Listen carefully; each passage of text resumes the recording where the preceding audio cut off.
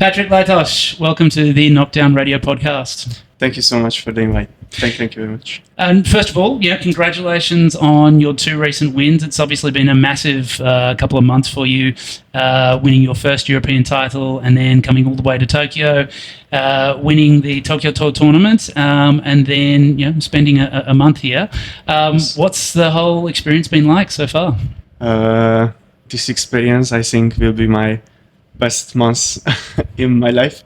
I'm really happy to be here in Japan and learn from the best, Shishihan Tsukamoto, and this competition, Tokyo tournament, and the next Karate Dream Festival is a big preparation for the next year Open World Championship.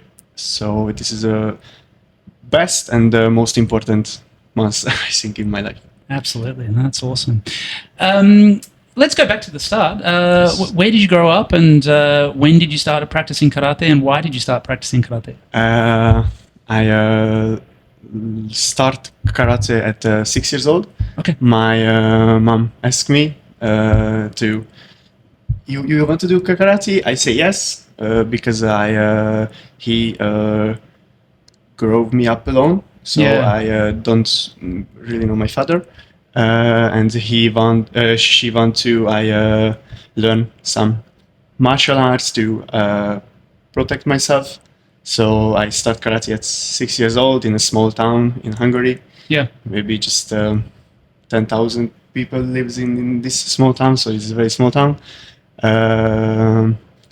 This is my start. Yeah, well, I started when I was 8 years old, and interesting, my mother didn't want me to do karate because she thought it was violent, and she didn't want me fighting. Yes. But you can protect yourself, and it's sport is really important. Yeah. So yeah, absolutely. I think once I started practicing karate, my mother saw the value of it and saw all the other things that it did for me and helped with me, like academically and just from a personality perspective. So, she was obviously happy that I did it in the end. Yes. Yeah. So my first international tournament was actually in Budapest in 2001, which was embarrassingly for me before you were born. Yes. It's a beautiful country, beautiful city. It was a great tournament. There was a lot of, because it was the host country, there were a lot of Hungarian fighters. Yes. They all kind of looked the same. They were all kind of well built, and they were all bald. Yes. And then one of them was Shihan Joseph Stefanovic, who I've got to know well over the years. So if you're listening, Joseph, Shihan Joseph, hi, and I really enjoyed my time in Hungary there. As you started training, when did you start to get into the competition side of karate, and how did that sort of work? And first of all, I had maybe 3 trainings in a week, and maybe at 10, at 11 years old, one of my clubmates start one new training day, and maybe we start to training more for the competitions. And after I start my own trainings, runnings, conditions at home, and something like that. So maybe I start taking seriously at 10 or 11 years old, yes. Yeah, awesome. Did you have any fighters that you sort of looked up to, that you sort of modeled your fighting after at that time? Yeah, first of all, I heard when I was more young, I heard about only for Hungarian fighters. Maybe the first 2 I remember is Gábor Rózsa and Zsolt Balog. Yes. And after I growing up, but for every European fighters, Shihan Valery Dimitrov was the king. Yes. So, and maybe after I heard about Shihan Norichika Tsukamoto, and after I tried to search some more fighters in the past. Yeah. Yes, some like Kenji Midori, Andy Hoog, Hajime Kazumi, and of course I tried to search Hungarian fighters back, like Shihan Antal Bence. They were also very great fighters. So I every time I have some idols or find someone who is inspired me. Yeah. But maybe these for fighters. Yeah. Yes. I mean, Hungary has such a rich history of fighters, going back for me for the mid-90s, I think, in the first World Cup. Hungarian fighter, female fighter, I think was the first non-Japanese world champion. Yes. Veronika Szövetes, and after Csenge Szetosi. Yes. And even before that, I think there was a lightweight fighter whose name now escapes me. I should have done my research. I think in the 97 World Cup, it was a female fighter who won as well. And I'm gonna kick myself for not remembering the name. Rita Stanko, maybe he's in Possibly. A weight category welterweight championship. Yes, I think it was. Yes, yeah.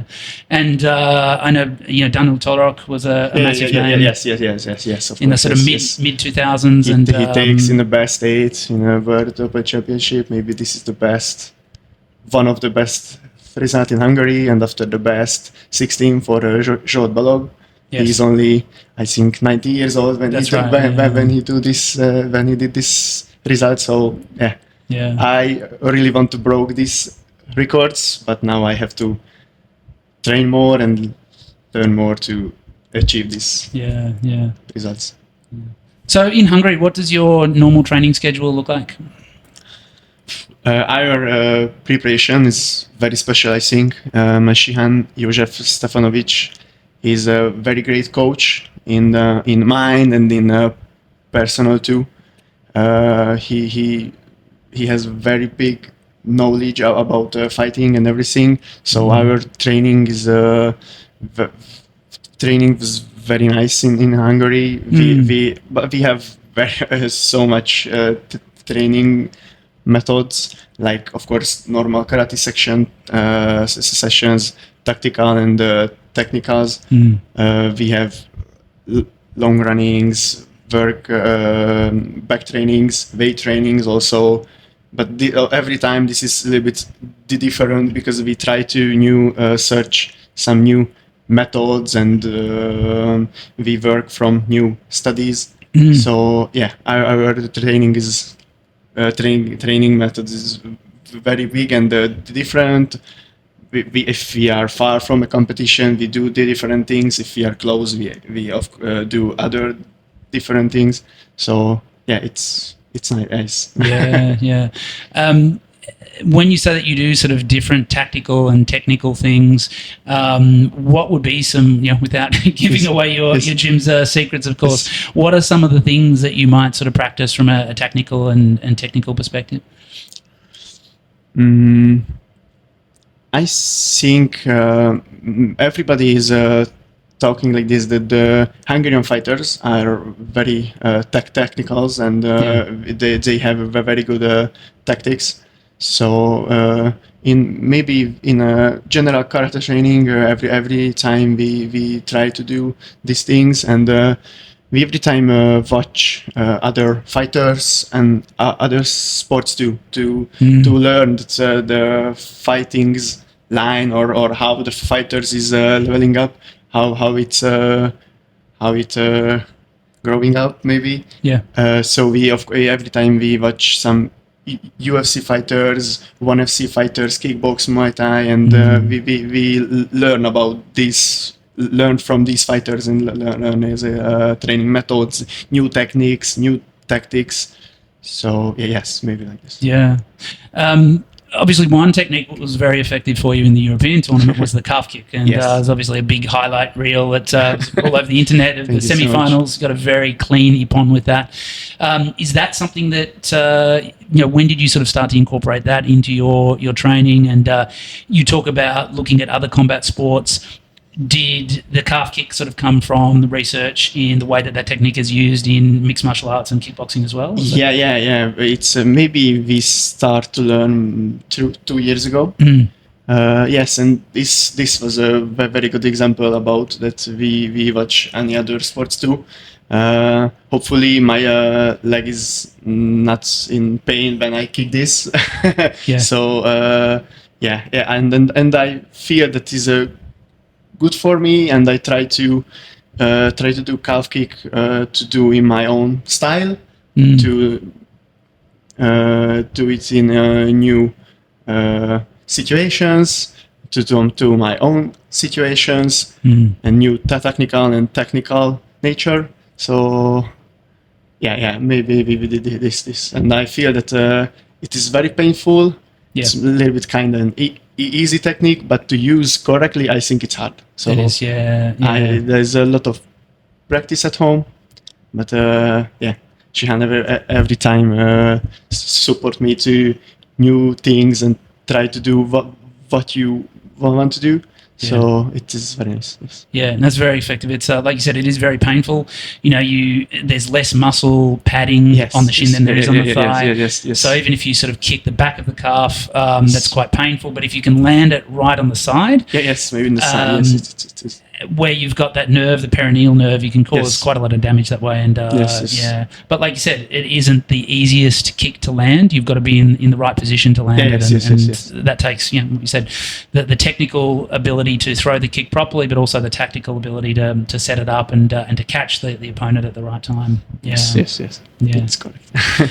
Well, in terms of your training schedule, how frequently are you training? How often are you training? At home in Hungary? In Hungary, yeah. In Hungary.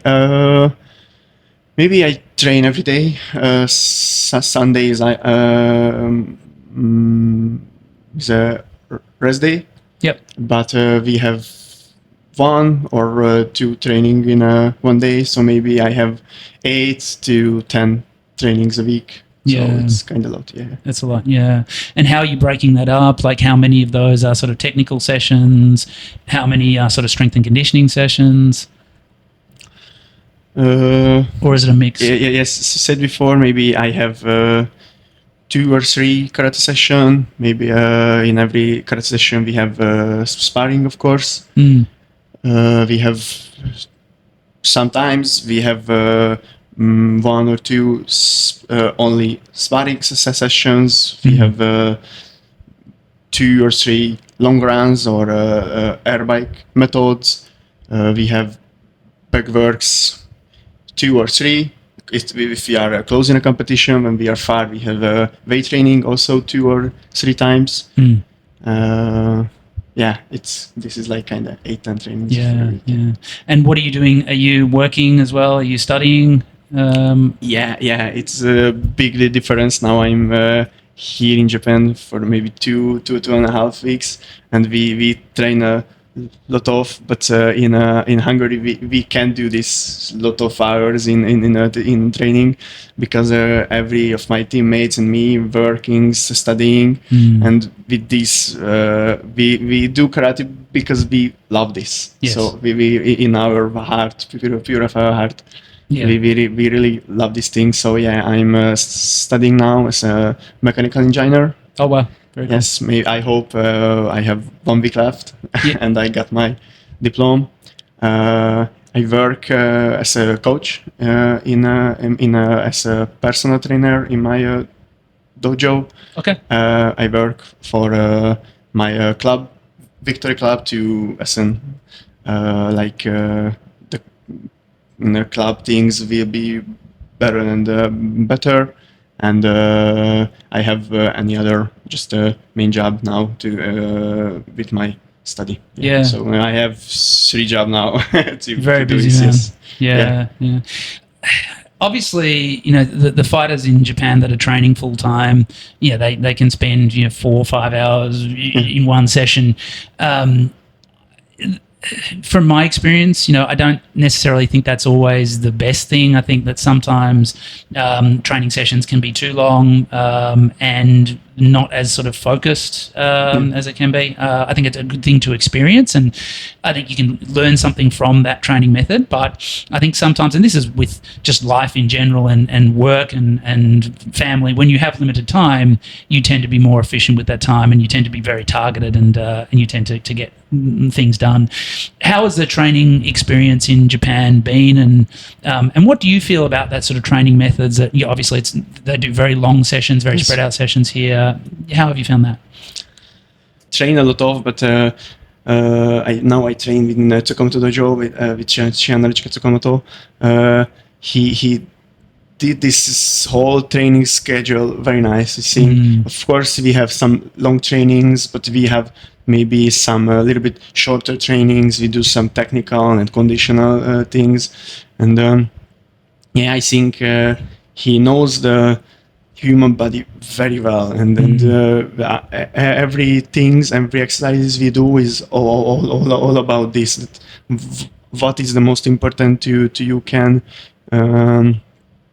you can take a level up, and the experience is nice. For me, the biggest difference is about the Japanese fighters fighting methods. They are very short distance, lot of technique, lot of small moves. Yeah. So this is very strange for me now. But I think it's day by day I can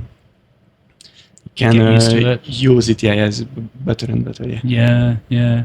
So I guess you've got a lot to take back to Hungary in terms of technically and tactically what you need to do to fight against the Japanese. And then also just from a training perspective, what are a few of the training methods that you might incorporate into your training back home when you go back to Hungary? I think maybe the morning trainings. With not hard trainings, just to feel your body, just some more stretching the first part of the day, to take a little bit more attention to your body in the mornings. So maybe like this, not so much hard trainings. Mobility stuff. Yeah.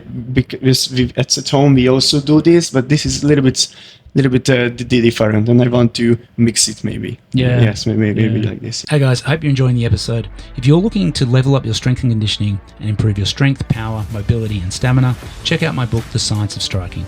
It's a 500-page comprehensive guide to sports performance for stand-up combat athletes. You can grab a copy on Amazon or head over to the Science of Striking website and use the code KDR26 for a 20% discount. So leading up to the European tournament, what was your sort of game plan going into the tournament? Who were the fighters you thought that you would come up against, and how did that sort of play out? How was that whole experience? This is my first European title, as you said before.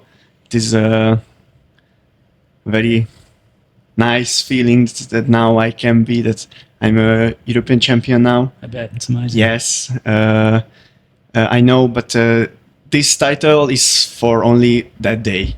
Maybe on this day I'm not FIBA European Championship. I'm not in this, but it's nobody knows that. I just feel on that day that's like you put maybe 2 pieces of Lego or something like that. It's everything now is fit together. Yes, fit together, and just feel not in body, in feeling mind. It's I can win this title in Georgia now. So yes, I think about it. It's maybe I have one more final with David Mishkaladze, like 1 year before in Hungary.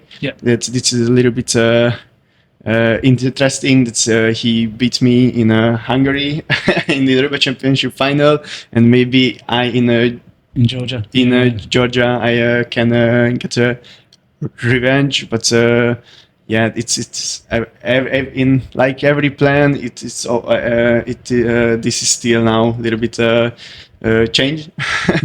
So, but I'm very happy to win this. That was an amazing performance. Yes. And then you back that up only, what was it, 4 or 5 weeks later, the Tokyo tournament, or? I think maybe 5 weeks. 5 weeks after. Yes. How was that experience, like fighting in Japan? This was my first tournament in Japan. In 2023, I qualified myself in a World Open Championship because 3 weeks before the competition, I broke my jaw.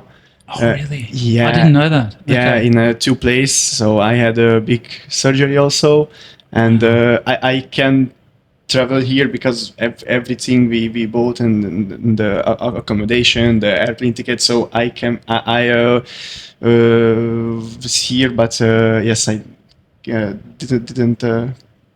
That must have been heartbreaking. How was that? To come out here and maybe to watch. The last sparring session, I got a knee, and this is the that was the story. Yeah. So this was my first competition now, and it's kind of difference when we have a 7-hour difference, like in between Japan and Hungary, and it's too much. I just 4 days to used to it, but it is a very good experience. So I'm happy to fight here in Japan two times before the next year World Championship. Yeah, it's very nice, and I'm really grateful to Shen Sakamoto to invite me this, and I can fight here. Yeah, absolutely. How did you find the training the competition environment in Japan compared to Europe? It's very professional. It is very professional. Lot of tatamis. The schedule is so fluid, like water. It's very fast. So in Europe and Hungary, maybe it's a little bit different. Of course, the fight time is also longer, and maybe we have a more second or third round decisions. Here is mostly in the first round decisions all the time. It's different, but it's really awesome. It's a lot of fighters in one day. Like in the next week Karate Dream Festival, I think there are maybe 4,000. It's all of one day. It's awesome. It is. It's it's interesting. In the last edition, Shihan, Yahiro, and I sort of discussed the differences because the JFKO tournament and the European tournament were very close together, and we could assess division by division. It was very interesting, and definitely there was the trend in the European tournament for there to be a lot more extensions and fights that, if they were to take place in Japan, maybe would have finished in the first round, and therefore it might have been a different person winning. There are a few fights in the European tournament where someone was winning in the first round, and then sort of in the extension that they ended up losing. So, I think it's a stylistic thing. I think it's also just, the way that the tournaments are set up here. There's so many people fighting. Yes. You just can't give that many extensions. Otherwise, you'd be going, into the middle of the night. So yes, of course, yes. But I mean, for me, because I've been out here and being involved in these tournaments as a competitor and as an official and as a coach for so many years. It's when I went to fight in Europe years ago, I was freaked out because of the lack of organisation. In Japan, the draw like 2 months in advance. You know who you're going to be fighting. And then you get there and you're fight number 28. And if you've been doing this for long enough, you can kind of figure out how long it's going to take, roughly what time you're going to be fighting.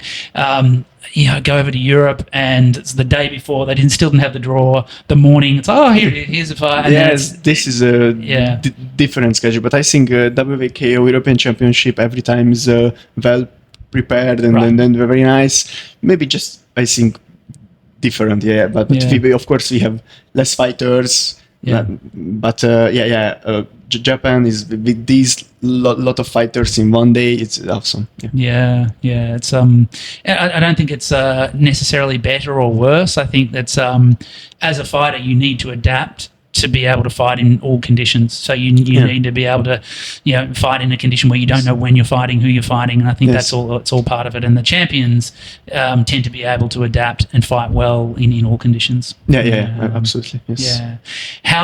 How was the actual fights? I think you had 2 fights. You talked about the way that the Japanese fight, that what you've experienced in training, the very close distance. Yes. How did you go with that? Was it a different sort of feel once you were on the tatami there? These 2 guys is a little younger than me, but this style. Let's see. I feel myself that these guys want to kill me. This is very I don't know how to say it in English. Very aggressive? Or really nice. Yes, they were very aggressive, and they punch me, kick me every time, and in about this 3 minutes. So I feel that I'm maybe a little bit too strong for them, but they don't go down. They didn't go down. They fight for Japan, and then this is very big difference, I think. Yeah. So do you feel though that if they're younger, less experienced fighters and they're going out very aggressively, did you feel that because of that they were getting tired quicker, or do you feel that they maintained that pace? I feel myself a little bit tired, but in Europe, the pace and this type of aggressive is more or less. So maybe in the first part of the fight, every time we don't start like this aggressive and this pace. Maybe the second and the last part of the 3 or 2 minutes, of course, yes. But when we hear Hajime and after bang, much power, and this type of aggressive fight style, this is a very big difference.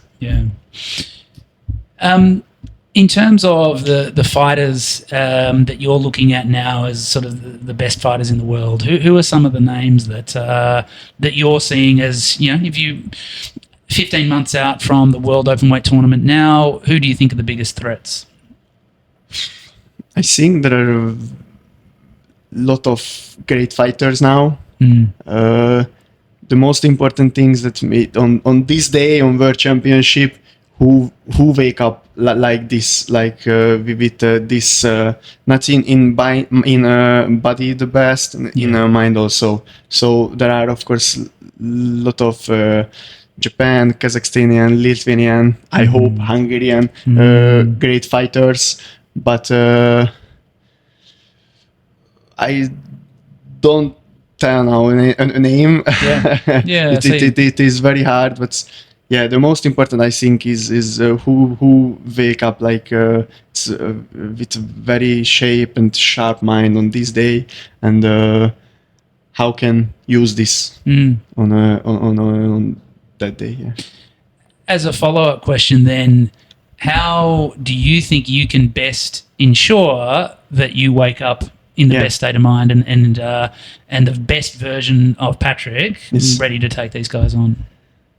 I think now everybody is work hard and train so much. So I know that me and Shihan and my teammates, we do this part of our job, but maybe I have to improve mental part. Really? Yes, because this is 2 very hard day. Every fighter is qualified, so not just everybody going. So it's in every nations they are the best in his country, in their country. So I think maybe in a mental part I have to improve more. Yeah. Do you have a strategy about how you go to do that, to improve your mental state? Is it visualization? Is it tactics to try to control your nerves, or to help you sleep and make sure that you're sleeping the night or the couple of nights before? We work with a psychologist. Really? Also, and in the trainings before competitions we use visualization. Yep. But of course, you can be a champion. You have to work on yourself first. So you have to be champion in your life first. Yeah. So now maybe I work on this to be a good person, a nice person to everyone, and I put this in the fights. Amazing. Yeah, that's an awesome way of looking at it. Yes, thank you so much. As we're starting to wrap up, what are a few pieces of advice you would give young fighters that are looking to be champion? And obviously you're still a young fighter yourself, but kids that are coming up that are looking up to people like you. What sort of pieces of advice would you give? Maybe this is a very nice because who I am to give anyone an advice, but I think the one is patience. That's patience is everything. You have time. You are young, so you have just work hard. Maybe this is the second advice, that work hard, because now everybody's work hard. But if you don't, you don't will be world champion. So maybe this is the second, work hard, because if you have to be champion, there are got some luck every time, but luck only gives you just a chance to win this fight. And if you don't work hard, you can grab it and use it. You don't be a champion, I think. And maybe the third one is a little bit in mind, to be grateful for your coach, for your parents. That's without, for your teammates also, because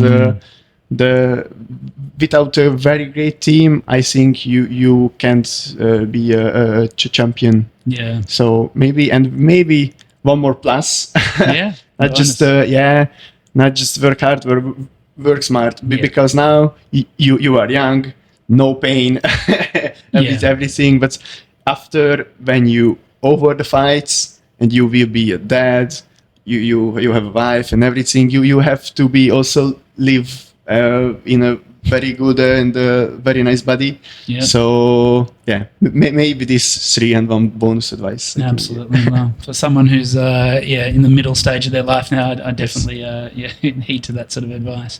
The gratitude thing is, I think, is a really good point. Being grateful for all the people in your life. Yes. An interesting one that I sort of picked up from sports psychologists is also being grateful for your opponents, which I think when I was competing, you talked about when the Japanese, you felt like they were out there trying to kill you. Yeah. And I often felt like when I went to a tournament, my opponent was there to make sure that I lost. And that can create quite a negative sort of outlook to the tournament. You're thinking that if I'm going to fight you, then you're here to make sure that I lose, and obviously that's not really the case. You're there for yourself, but for you to win, I have to lose.